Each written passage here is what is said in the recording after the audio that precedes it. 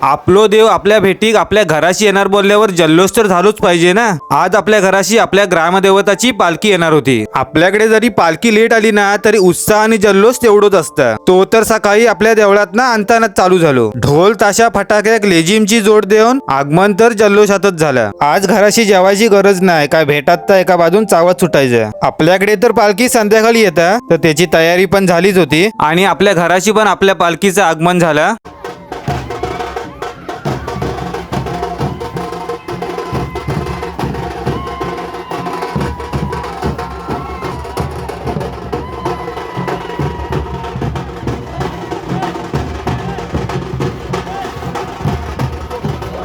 घरात सगळी घेऊन झाली तशी परत मिरवणुकीक सुरुवात झाली। पालखी जशी खांद्यावर खेळवणी झाली तशी परत निघाली आपल्या मंदिराकडे जाऊ।